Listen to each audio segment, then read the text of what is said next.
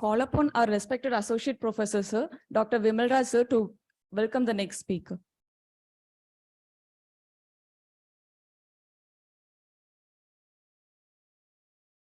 Good morning, everyone.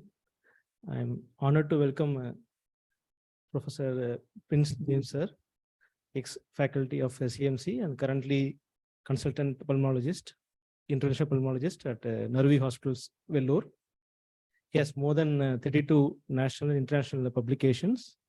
He has keen interest in thoracic ultrasound, interventional pulmonology, and drug-resistant tuberculosis. I had the pleasure of meeting him and his team when I was a delegate in one of their basic bronchoscopy and thoracoscopy workshops back in 2016.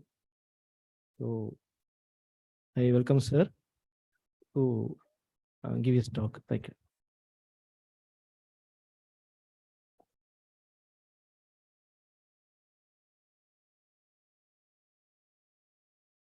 Thank you, Dr. Vimal. Good morning, everyone. I want to thank Dr. Palnivel, Respiratory Medicine Department team of Mahatma Gandhi Medical College, NSPV, for inviting me here and for helping me to be a part of this wonderful workshop. And Dr. Leonard lecture was wonderful. I think oscillometry cannot be presented in more simpler way and more nicer way to make us understand what the principle is and how to use it. Sometimes I move from the mic or my voice goes down. If that happens, please let me know. I'll come back to the mic again. With the hand mic? Yeah, or if the hand mic there may be easier for me to do. So after Dr. Leonard's lecture, I was thinking that what shall we speak on oscillometry? So he almost is a wonderful person, an orator, and we learned a lot. So I thought we purchased oscillometry around 2 years back at the start of the hospital and using it still. So I thought we'll probably learn from the experience what we learned over 2 years, how it was used, and where is it now. So it's quite practical. So we will not go back into the physics and again into the principles, and we will just see directly the cases. Right. So oscillometry is to me, that question comes, what Dr. Pani will ask, that what's the future of spirometry? Actually, that it's it's repeatedly happens when a department of respiratory medicine purchases a oscillometry machine. The same question will come, or probably we asked them. I also asked Dr. Leonard that okay, that how does it help in ILD? Whether FEV1 correlates with R5 or which parameter to be seen and how to do. These questions are common and they come, but over the 2 years, what we learn, I'm presenting. So it's something like ECG and echo to assess our cardiac patients. So we never debate on that shall we replace ECG with echo or something. They have a different function and different information comes. So oscillometry is just another way of looking at pulmonary function. They are complementary. And FOT gives a precious additional information, which Spiro doesn't give. And spirometry is our established tool to diagnose asthma and COPD and grading it. So it's not going to go anywhere. And probably we are going to use both the methods. And we have actually battery of pulmonary function test. So there is a DLCO, there is a lung volume, and there is a respiratory drive. So we use everything. So we never question that way. So it's a wonderful test which has come up. And when we learn and use it, and we will see in the coming few cases how it helped us in managing our patients. So start with the spirometry, we can see spirometry helps us a lot actually. So whether it's a normal or we can see obstruction or it's an ILD case or it's a fixed or intrathoracic, extrathoracic obstruction or the fixed obstruction, the moment these graph comes on the screen or on our paper as a paper report, it tells us something, and Spiro helps us a lot. So there's no question about it, and it is one of the basic tests that we are going to continue to do. And we can't forget this also. So because the patient sometimes breathlessness presented to us and the spirometry graph came, and then suddenly you realize, there is an obstruction. It's not an asthma case as the people are giving inhaler. It's actually there is a intrathoracic or fixed obstruction, and we have to do something with the bronchoscope. So sometimes your or our pulmonary therapist or respiratory therapist comes back with a report and says graph is coming like that. So that is huge information over there through this spirometry. So we cannot deny that. So what I mean to say is that the way these patterns emerge and they help, in the similar way, oscillometry patterns emerge and they help us a lot. So as Dr. Lennart was also saying, that it's kind of intuitive. You see the graph and gives you information. So instead of going too much in the numbers, we will also see oscillometry. Also, I will say, like spirometry, we should not see the number first. If you don't see this graph and only the number, you cannot interpret this parameter at all. It will go into obstruction, somebody will give inhaler and that mistakes will keep continuing. You will have to see this graph. And once you see this graph, then you know that it is not asthma, it is something else. And I have to treat in a very different way than giving an inhaler. So in the similar way, oscillometry also try to look at the graphs first. And a whole lot of information comes from there. Lot of benefits of oscillometry. So tidal breathing, as Dr. Lennart already showed, just takes not even 1 minute to do the test. Minimal training, children can do it. And sensitivity is much, much more than spirometry. So it scores much over the spirometry as a primary test. Because of this high sensitivity and easy to do, it has a lot of advantages. Where the spirometry cannot be done, this oscillometry can be done. So if you look at the indication, wherever spirometry can be done, and oscillometry certainly can be done. But there are cases where spirometry cannot be done, oscillometry can still be done, like children, elderly population, pregnancy. Sometimes a patient come and they find it difficult to comprehend how to do, though our respiratory therapists spend a lot of time trying to educate, but they're still not able to perform a good graph of spirometry. Still oscillometry can be done. And similarly, patients who are admitted in the ward ICU who cannot come to the PFT room, probably there's such a portable machine can go there and you can easily perform oscillometry in those patients. Right. So we will go directly to the oscillometry then. So oscillometry measures two things, resistance and reactance. We already learned from Dr. Lennart lecture. So in short, if we say resistance is more flow, so it's depends on the opening of airway. So if this airway is open like that, probably the resistance will be low, while if it is an asthmatic or something, airway is too narrow, obviously resistance will be high. So we can understand then airway disease. It deals mainly with the flow and the resistance, the size of the tubes. So as the disease progresses in asthma, COPD or bronchiectasis, there will be resistance will go up and up. While reactance is the expandability or stiffness or elastance of the lung. So it deals with number of things, but if you want to understand in brief, certainly the elastance, as he said, stiffness of the lung. So if it is a case with ILD, where the lung has already become fibrous, obviously reactance is going to go more negative.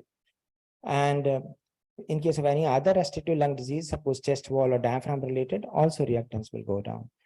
But it also goes down in case of when there is heterogeneity of airflow. You saw that diagram, which Dr. Lennart was showing again and again, where there's a heterogeneity of airflow. One tube is open, the other tube is becoming narrow. That happens more in COPD. So what you will expect probably is that reactance will go down. And if you compare asthma and COPD together, probably in COPD, it will go down much more because we know the heterogeneity is much more in airflow in COPD. So going back to the basics, this is the graph, how is it comes. So there's a resistance that R5, it goes up, and this is at the R20. So when the frequencies flow, the higher frequencies stop here, but the lower frequency like 5 Hertz can go down up to the alveoli. So if an R5 resistance represents the resistance for the whole respiratory system, while R20 can go only up to here. So it's a central airway obstruction. Large airways are represented by the 20 Hertz frequency or R20, while R5 is representing the whole lung. So if you take out R20 from R5, it leads to a small airway obstruction. So that's how we find out the information and the data comes. And that's a reactance curve. We already learned this is X5 at 5 Hertz, the reactance. So it will be starting from here down and gradually go up as the frequency increases. And then beyond this, it becomes positive, and that's the inertance curve. So when the reactance become more and more negative, as I already said in ILD or in any restrictive lung disease or in COPD, this graph is going to go down. As it goes down, this curve, which this area which they put a line here and created, that's called AX, that becomes bigger and bigger. So another way you can say that when the AX increases, we know that the elastance is becoming more negative or the reactance is rising. Right, so let's see the typical pattern in peripheral airway obstruction. So, is there a mouse here? I'll directly use it.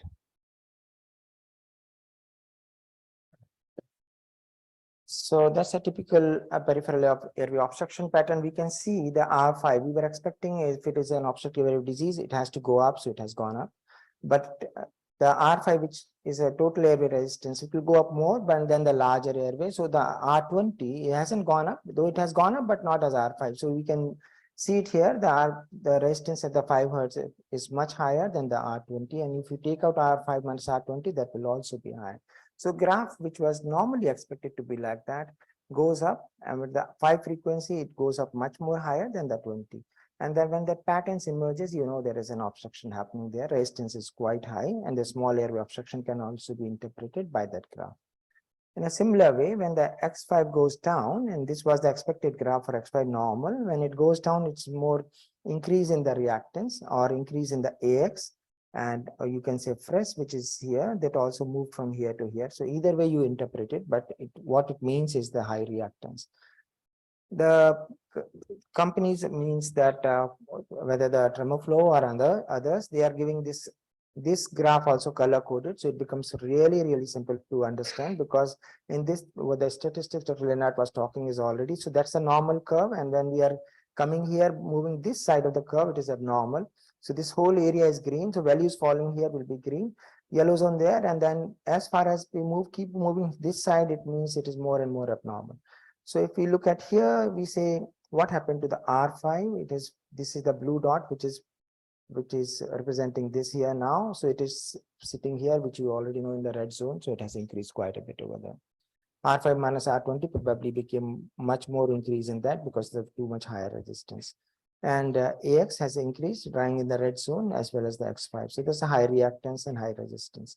So what happens in the peripheral airway obstruction, we will see something, a graph like that, where the resistance graph will also go up, and we find the values lying in the red zone, while the reactance graph will also go down, the high reactance, and this graph will go down as well as the values are lying here.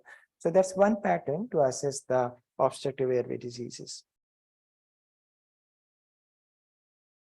If we see the restrictive disease, a little bit different thing will appear here, and you look at the graph, because we are seeing restrictive lung disease, nothing to do with the air tube sizes.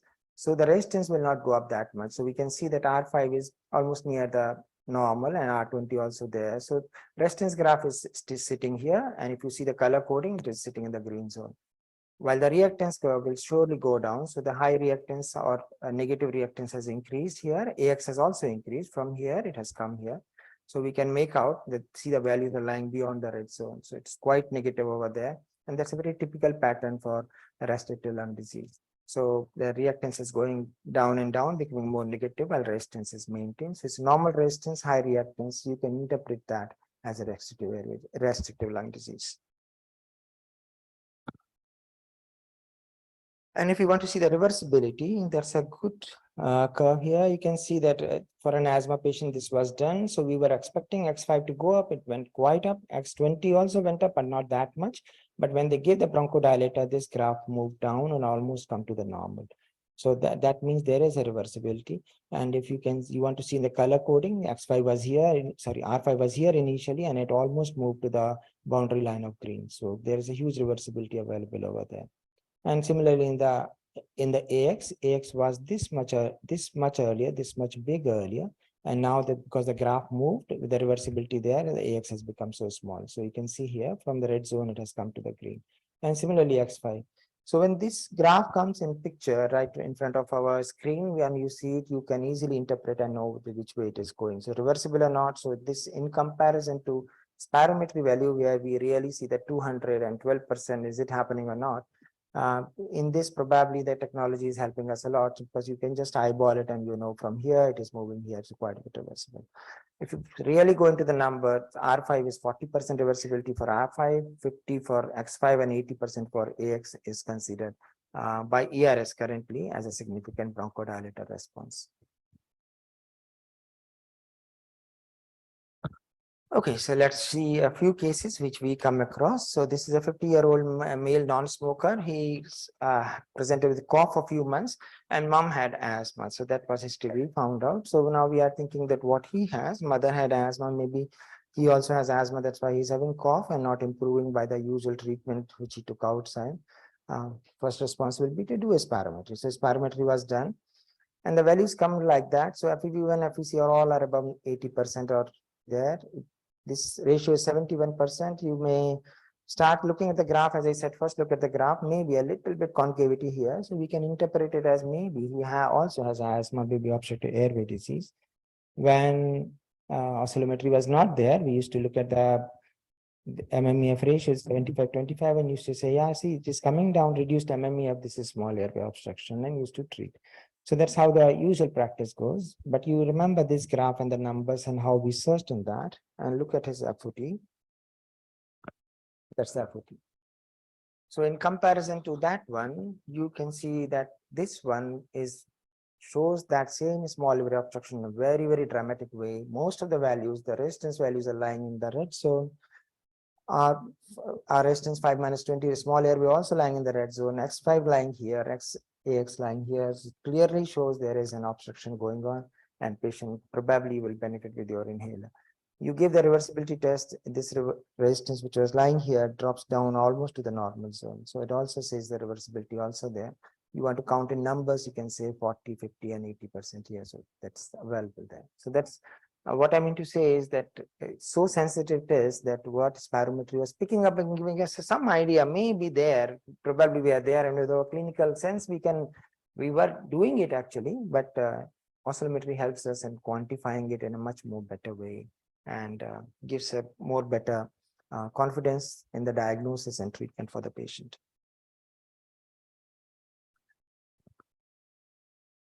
Sorry, this is 76-year female, a non-smoker, and shortness of breath for 40 years. So looking by history, we will think that maybe most likely asthma, the way it is going on for 40 years. And if you see the numbers also, like graph itself says there is a concavity here, it's obstructive graph, and then it is improving also on giving treatment. So there is a reversibility.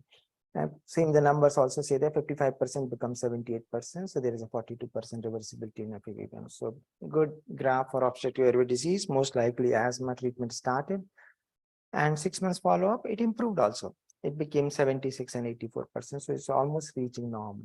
So when patient comes up and better, and we do spiro, we find it much more better, improved. That's what we were expecting. And the same patient does the FOT also on the same visit, on the follow-up visit, and you see that what was shown that it will become almost normal. FOT still says there is something more over there. You can see the values of resistance are not that much high, and there is still some reversibility there, though it's not meeting the criteria, but you can see that it is almost coming to the normal. However, the reactance is still not to the normal. It is still down, and AX is really quite high, lying in the red zone. So then it becomes we may modify the treatment, but probably we will not take off the treatment that much. It also says that maybe 76-year-old female, 40 years of shortness of breath, and disease is more of the small airway. Maybe there is some heterogeneity in the airflow. That's why the resistance is not going up. Elastance is going down. We don't know what she was cooking food, means her food on in the kitchen, maybe on the fossil fuel, and that time it was prevalent also. So though we interpret it initially as a asthma, patient designated her as asthma, there may be exposure to biomass fuel, and patient may have COPD component also, or maybe a remodeled asthma, the way we call it. So that's the 6 months follow-up. So what I mean to say is, in even a typical case, that FOT is giving us some insight, which we were probably missing with the spirometry. All right, so there's another case who is 55-year-old male non-smoker diagnosed with lung cancer. Not much symptoms, but so they were sent directly for pre-op evaluation. Therapist tried. Sometimes people don't understand, or sometimes really find it difficult to do. That happens in clinical scenarios. So he couldn't do the spirometry. Now, if we can't do the spirometry, most likely DLC will also not happen. At the maximum, we will get a 6-minute walk test done, maybe an EBG done, and we have to give a statement on that for going for the surgery. But that doesn't happen. If you see the guidelines, we want that FEV1 value to document it. We want the DLC value to document this much is the risk for the perioperative while he is undergoing a lobectomy. So sometimes in this situation also, it helps. So this is his FOT, though he couldn't do Spiro, but he was able to do FOT. And if you see the FOT, the resistance and reactance, both curves lies almost in the normal. Most of the values are lying in the green zone. So though we were not having this report with this spirometry, but FOT gives us some idea about it, and it's quite a bit lying in the normal. You will be quite confident as well as your surgeon, as well as anesthetist. It's okay. Lung function is almost normal. It is helping us. All right, so this is 57-year male ex-smoker. He has shortness of breath for 10 years. So quite a bit clinical diagnosis, 57, 10 years, ex-smoker. You can directly say looks like most likely COPD. Look at the graph, there's a concavity going down there, not much reversibility, most likely COPD. So 60, the ratio comes as 66, and you can see the FEV1 64 becomes 71. So yeah, there. PGs are there. This is okay, no? Yeah, I'm just going through that. Is it fine? So, so now I think that as Sparrow, we have done so much that you already know. So I'm just taking it for granted and moving it. So he did a 6-minute walk test, 425 meter. He walked 98% saturation, but he desaturated to 88, and that was not expected. I saw that spirometry, and we were not saying it's not that bad. 70% of FEV1. Doing well, though no reversibility, but you shouldn't desaturate that much to go down like this. So, but he desaturated. If you see his FOT graph, and you see that something is there. The resistance is not that much going up, but the elastance, but the reactance is surely going down. So, looks like that the airway disease he has, maybe some narrowing, some resistance gone up, so you can interpret it that way. But it is more reactance related disease. So it's more of the, how the lung compliance going down. Probably his heterogeneity in the small airway is so much, or maybe emphysema so much. That's the reason he's getting desaturated. So the Spiro was not giving us that idea, but still FOT gives immediately an answer to that. Why is he desaturating? So we saw in Dr. Lennart presentation that CT films also, if you see the emphysema happening here and there, you know how much heterogeneity happens over there. And we know in COPD that heterogeneous airflow happens. So the oscillometry actually dichotomizes both the resistance and reactance and gives you much more better information than the spirometry, which is a single quantification to the resistance or how much is the airflow limitation. Now, there is one more thing in this. So if you keep seeing this, and this can happen in the respiratory lung disease also, or in the ILD also. So I showed you previously that graph, which was almost matching this, where only the reactance was going more negative, resistance was more or less equal. So the question may come, if we just do this, and may come, does he have a interstitial lung disease, and which we are not knowing, and that's the reason he is desaturating, and we are saying that it's COPD. So what happens is in oscillometry, you can do an inspiratory and expiratory values also. It gives you about the same X5 and AX value. So if we see that values, which I have written here, in COPD, as we know, the air tubes in expiration will become more narrow because of the relatively more positive pressure in our thoracic cavity. So what will happen in the airway disease, the X5 value, which is inspirational of minus 0.23, will become more and more negative. Means it will increase, the negativity will further go down. That will happen in COPD, but they will not happen in ILD. So ILD, it will be a reverse. Actually, with the inspiration, it will improve, become less negative. So if you see this patient in COPD, 2.3 becomes 3.6. So in negative ways, so it goes further down. So that directly tells you this is an airway disease related. Most likely, this is a COPD patient, not the ILD patient. But remember this one. So this is a 40-year-old male, non-smoker, presents with cough for 3 months. Did the X-rays, almost normal. Nothing could be make out from that. What's the reason for his cough? So go for a spirometry. Maybe your spirometry gives an answer for cough. The spirometry comes almost normal. There's not much. Ratio is 82. Values are 95, 96. Everything is normal here. So no answer for that. When this happens, then you start scratching. When the FOT other things were not there, we may do other tests also to find out the cause for cough, or maybe we treat empirically. But now with the spirometry, with the oscillometry present, I did the oscillometry immediately. So what's the cause for cough? So oscillometry says, no, resistance is okay, not going up too much. It's all lying in the green zone. But if we look into that very, very closely, we will start noticing that normal zone was here. It is little bit the reactance has gone down in the yellow or red zone. So there is changes happening in the X5. Here it is lying in the red zone. So there is a change in that. And when we see that, and just now we saw the example, resistance is almost normal, reactance is going down in the negative stage. So we can say either the COPD or maybe the ILD happening. This guy is a non-smoker, 40 years. So we immediately looked at the inspiratory and expiratory values of X5 and AX, and you see the X5 minus 2.8, and in expiration actually improves 2.3. So it becomes less negative. That directly indicates you this is not COPD, probably, maybe he has an ILD over there, which we were missing in his spirometry, which was totally failing to notice that FVC is totally normal. It's not giving an idea. X-ray is also not giving an idea. So DLCO was done, and DLCO comes as around 62 corrected. If you divide by VA, it becomes 80. And the TLC, this is body box, so it is still says 91%. So lung volume is maintained, nothing is happening there. So what I mean to say is, through the battery of tests, which is available in the respiratory medicine department, you did everything to find out the cause, and one test is standing out of them, which is oscillometry, telling you there is something happening to the reactance. Look at the patient's what is happening to the lung compliance, or maybe there is an ILD. So fair enough, CT was done, and we can see the CT. They are almost normal, but there are densities here. You can see the reticular lines sitting over there. So there are lines, and if PGs are interpreting it, it can be the dependent atelectasis, possible. But this is a prone cut. If you see this, that table is lying here. So it is not the dependent. Right now, this is the up part. This is the prone position CT. It's upside down. It is being shown to you. So whenever you are doing a chart CT for ILD patient or any patient when you are worried, please order prone as well as expiratory cuts, because it helps. Because the first time when I see this, I will just say it is a dependent atelectasis. It doesn't matter much, but we have to prone the patient and then do it. So it's a prone cuts over there and it's still persisting. It means it has a value. This is going on, correlating with the symptoms, correlating with this oscillometry, and radiologists directly reported peripherally placed ground glass opacities, reticular opacities. There is a gradient, and there is an area of subpleural sparing consistent with NSIP.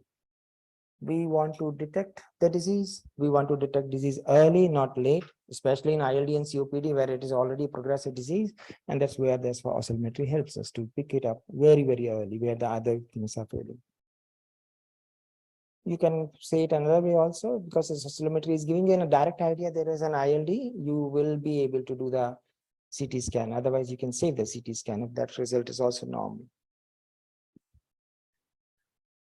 Okay, so the next case is 72-year male reformed smoker. He has coughed for 20 years and the X-ray was normal, and this is the FOT. So if we can directly see the FOT, so how do we interpret it? Resistance has gone a little bit up, the reactance is gone quite down here, so it's all in negative.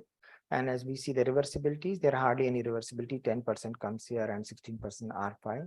So diagnosis goes in favor of COPD, very typical. And if you see the inspiratory expiratory values of X5 increases on expiration, AX also increases on expiration. So that directly fits with the COPD diagnosis. The reverse way, I showed you FOT first and then spirometry. Spirometry also confirms it. What I meant trying to say is that it can be either way. So you can see it is 27 to 29%, and DLC is also low. So that what FOT was saying, probably you can see in the other PFTs also, they immediately pick up. So let's come back to 36-year-old female homemaker, cough and shortness of breath for 3 years, and which is progressively worsening, and that's the FOT. Anybody wants to say a diagnosis now? Now we have seen a lot of cases. So resistance patterns are almost in the normal zone. So they are not too much. They are all green in zone, and this graph is also lying here. Reactance is going down, negative, and it could be ILD, can be COPD also, though it's a homemaker, non-smoker. So we see that this one values, and we can see the inspiratory, expiratory, X5 values actually becomes less negative. So it's actually improving with the expiration. So most likely ILD, the way the FOT is coming up and giving us an idea. This history also fits with the diagnosis. So spirometry shows, yes, there is possibility. FVC has come down to 39%. And 6-minute walk test also says she desaturates. HRCT shows NSIP, though she couldn't do DLCO because she was having too much cough on that day. But diagnosis could be interpreted and made with the help of FOT in that day. Okay, so now we learned a lot about this, and I think we are almost there. We know how to find out obstructive airway disease, restrictive airway disease, restrictive lung disease. So this is 70-year-old male and cough, breathlessness, and they said sarcoidosis. Actually, patient was having some mediastinal lymph nodes and all, and some nodules. So somebody referred saying that sarcoidosis probably, and that's the FOT. Any interpretations? Resistance has gone up there. Reactance also gone down. So it's both are actually increased now. So both are in the red zone. So that's what the pattern we see in the obstructive airway disease is more than the restrictive airway disease. The resistance was expected to be around normal, shouldn't have gone that much up if it is really sarcoidosis. So it is a different one. So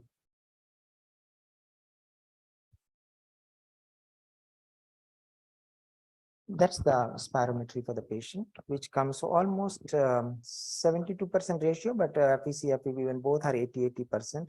You want to interpret on MMEF, maybe small airway, which FOT is saying is quite a different thing over there happening. So any other ideas or something?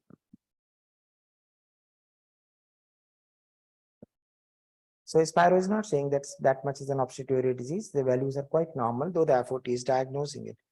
So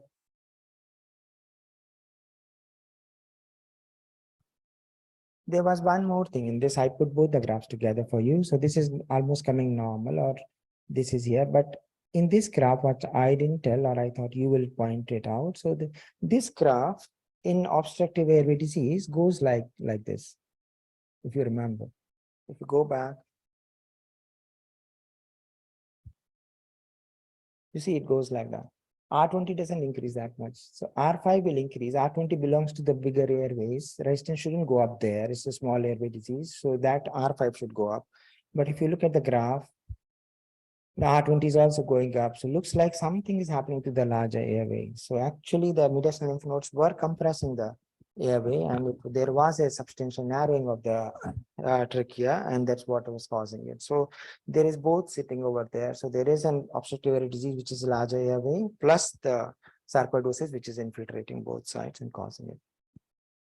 So what I mean to say is we have to little bit look into that and interpret, and at the same time patient also have left vocal cord palsy, and studies have shown FOT if you use in the vocal cord and upper airway problems also, it can detect. There will be a changes in the R20 in those cases. So the R20 goes up in that case. So that gives us a fair amount of idea. If we are good in recognizing patterns, FOT gives a whole lot of idea about that, what could be the possible diagnosis. So what I mean to encourage you is that the way you see your spirometry, we should never look at number first, so look at the pattern, and FOT is substantiate even more. It's all the more important to look at the pattern. And the way reports are coming, it's even more beautiful because there is a color coding there. There is a beautiful graph there. If you understand that, it helps a lot. Right. So finishing it almost. What is it? Now the graph is very simple. So resistance has gone up, whether bronchodilator comes down almost to the normal. Reactance also tries to come back to the normal. There is a huge reversibility sitting here, 36%, X5, 48%. So what is the diagnosis now? So it's most likely bronchial asthma, the way it is happening. Even the spirometry confirms that. So this is the spirometry graph, concaving here, and reversibility can be seen 31% over there. Okay, so now we did run some tests also, and we know how to identify. So I think the last 43-year male, obese, smoker, had COVID, presented with breathlessness. X-ray shows raised right diaphragm. So that these cases keep coming back to us after the COVID pandemic. The patients who are having COVID, having breathlessness. Now this guy is obese also, is a smoker also. So we have a lot of theories around it to what is happening. Anything can cause breathlessness. And raised, to make it more worse, raised right diaphragm can also lead to breathlessness. So all we have to do is to find out what is the actual cause for breathlessness or where to focus. He has multiple things to cause breathlessness. So spirometry was done. Ratio is 80 and the numbers are like 53. So you can say it's a respiratory airway disease graph, maybe a little concavity here, but otherwise 58 is the FVC value. You can define it by right diaphragm. You can say he's obese or he had COVID, maybe a fibrosis there. All can be explained by that. So DLCO was done, which ratio comes as 64, and but KCO comes as 128. That's his oscillometry. So this oscillometry says yes, maybe there is, and resistance is going up. So certainly there is some flow limitation, so which lies in the all red zone. The reversibility is not that much, but it tries to come back. So that's what we were expecting in a patient who is a smoker. So maybe as airway component is there, he is having COPD and it's not reversible that much. At the same time, there is something more. It says again in here that R20 starts going up. The graph doesn't go like that; it remains here. So when R20 goes like that and you start thinking maybe there is something obstruction happening at the large airway also, and he is obese, one of the disease comes up as OSA. So there are studies going on where they are doing FOTs in OSA patients and finding out that R20 values start getting affected, and probably you can detect. So it's not established yet, but it's coming up. So AHI was 35 per hour for that patient. We did an ultrasound. Our right diaphragm was not moving that much. So that also explains why this R20 is up as it feels, and the reactance is quite down because there is a compliance issue over there. What I mean to say is when oscillometry comes, I shifted from CMC to Naruvi, which is a private hospital. My wife is HOD of respiratory medicine department, CMC. We were batchmates in MD. So often at our home, every 6 months, some discussion happen. Like she will say, Prince, tell me some thesis topics. Students keep coming and you have to do. And in that relation, FOT is such a machine. Once it comes in a department, now probably that year you won't have to discuss. You have so much to do. You can do it in asthma, COPD, ILD, OSA. Lot can be done. So you will have a lot of things for the research to do once you have a machine now in your department. So you can study in any direction, any way. It's comparison with the spirometry, or whether it is helping me diagnose ILD, how early it is diagnosed ILD, whether it is helping in OSA, and various parameters there. You run the machine, easy to do, produce the results, and you can write a lot of papers. All right, so it's much more sensitive, easy to do test. If you're doing Spiro and FOT together, which is most of the centers, is the protocol, and we do always do the FOT first. Spiro maneuvers changes a little bit of dynamics. So when we are doing it, both the tests are being done. First, patient will do FOT and then a Spiro. Reversibility also, first he will do FOT and then a Spiro. So that's the order it goes.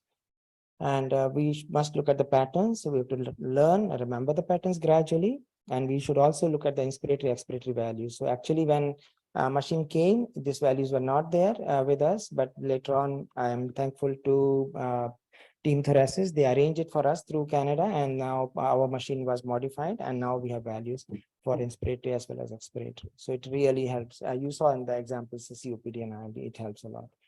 Yeah, wonderful. So keep learning and keep it's evolving. So it's a new way of doing the pulmonary function tests. Thank you very much.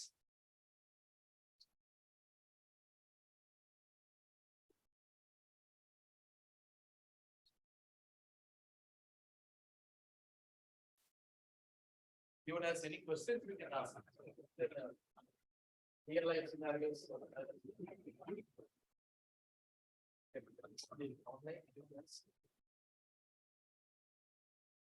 I have a that was a fantastic talk. Thank you, and I learned a lot. So this one of these cases you see, and I've also had this practical problem that actually after like giving the bronchodilator, you'd find that instead of falling, the R520 is actually paradoxically gone up. In fact, in your ILD patient, it was like 400 times more. Means 400% up. So what is that like?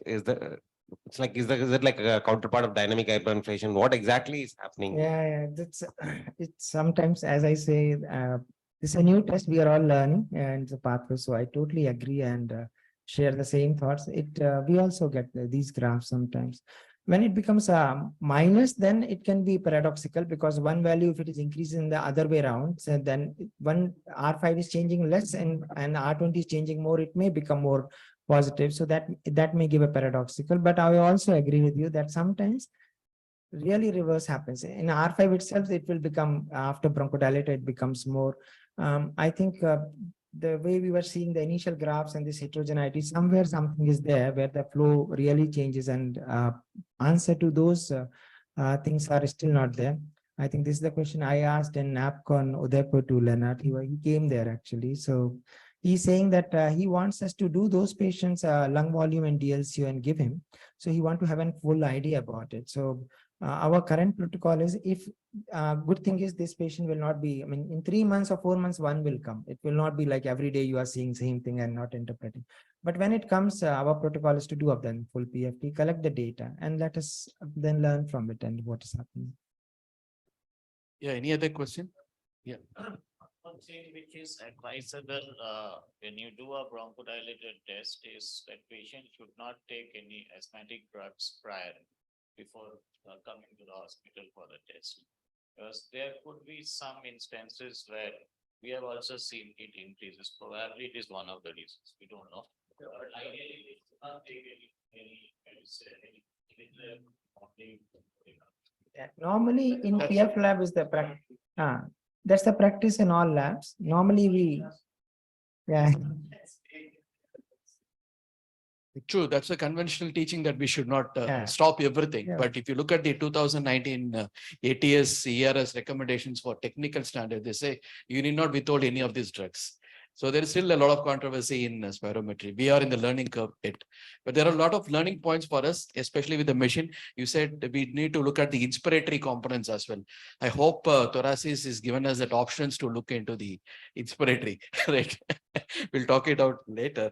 And then another point, sir, that interesting case of sarcoidosis with the vocal cord palsy and the things. Was there a clue in the spirometry flow volume loop itself? There was an. If we look It into was- that, maybe a little Yeah, flatter. there's a No, bit of, I totally agree. variable Mm. extrathoracic Yeah. obstruction, the It was, box pattern of the yeah, inspiratory. little flat. It Sure was, there. it was. That's great. Yeah. Anything else? Right. Thank you so much. Questions from the online? Yeah. Good morning, sir. So there was a case, a non-smoker and chronic cough. Whether we usually in that algorithm of cough, we used to do spirometry. Whether we can go directly for oscillometry to see the initial things. Yeah, and Sparrow was done for him also. Yes, sir. Yes, sir. I saw. No, algorithm right now is. Shall I just, if I do only one test, like the patient asks, like for pleural disease, they say, I want just one test, to put one needle only, and then don't do it. So I have to decide aspiration, thoracoscopy, or ultrasound guided. So I have to take a decision. That's a different scenario. One test you do it, one bronchoscopy, even you do it and give me the diagnosis of cancer as well as that is N2 node, staging also, everything done and go to oncology direct. That's the way we pulmonologists look at the disease. But I think in PFT, when he's coming with cough and we are really searching, I will say it's our practice is to do both the tests, Aspiro also, FOT also for each patient. If you will say there's too much money constant or something that's system wise, maybe you can do this oscillometry first because a whole lot of information coming and then you can move on. Whatever Sparrow is telling you is oscillometry gives you that idea. But at the same time, Sparrow gives values where we are using in gold and other criteria. So sometimes you require it. The practical problem is that do two tests now. So maybe as a clinician, we can modify the practice and make a one tariff for OAD, maybe better. Because if when it goes to admin, no, they start counting what he's saying that two tests and how can you do one? So that they won't allow. But if we can make some package like OAD and finish it off, do both the tests. And complete it. So maybe better. Yeah. I will encourage you to do both the tests. Most of the center doing oscillometry, doing both the tests together. Just a minute, sir. As a token of appreciation, I would request our HOD Department of Pediatrics, Professor Soundarajan sir, to honor our speaker.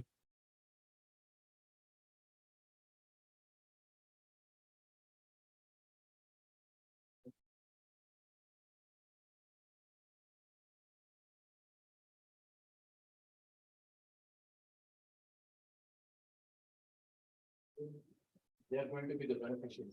I'm gonna put-